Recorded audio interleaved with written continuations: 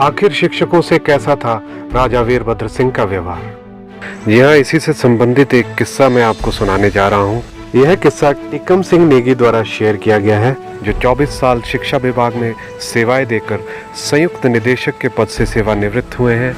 उन्होंने ये किस्सा साझा किया है। उन्होंने पूर्व मुख्यमंत्री वीरभद्र सिंह के साथ अपने एक घटनाक्रम को साझा करते हुए कहा कि 1996 में जब मैं रामपुर स्कूल में प्रिंसिपल था तो उस समय वीरभद्र सिंह रामपुर दौरे के दौरान स्कूल में पहुंच गए थे। उनके साथ उनकी पत्नी प्रतिभा सिंह भी थी। प्रिंसिपल के कमरे में पहुंचे तो मुख्यमंत्री के आते ही मैं सहम गया। एकदम कुर्सी से उठते हुए ही उन्हें कुर्सी भेंट की, उन्हें बैठने का आग्रह किया, लेकिन वीरभद्र सिंह ने सहजता से कहा कि मैं तो शिक्षक भी नहीं हूँ, कुर्सी प्रिंसिपल की है, इस पर प्रिंसिपल ही बैठ सकता है। आपके ऑफिस में लगे सोफे पर ही बैठूंगा, आप इस पर बैठें।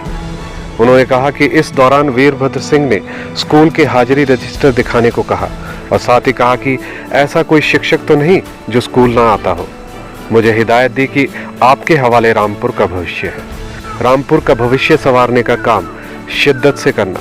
मेरी रियासत का वर्तमान ही नहीं बल्कि भविष्य भी बेहतर होना चाहिए, इसलिए आप सजग रहते हुए स्कूल को चलाएं। तो ऐसे थे हमारे राजा वीरभद्र सिंह जी, जिन्हें बखूबी पता था कि शिक्षक का सम्मान कैसे किया जाता है।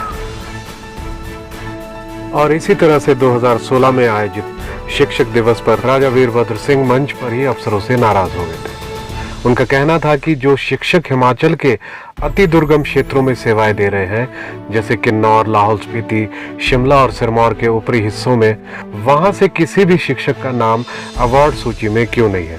राजा वीरभद्र सिंह ने अपने अफसरों को डांटते हुए कहा कि यदि आप दुर्गम क्षेत्रों में गए होते तो आपको पता चलता कि शिक्षक किन परिस्थितियों में वहां सेवाएं दे रहे हैं।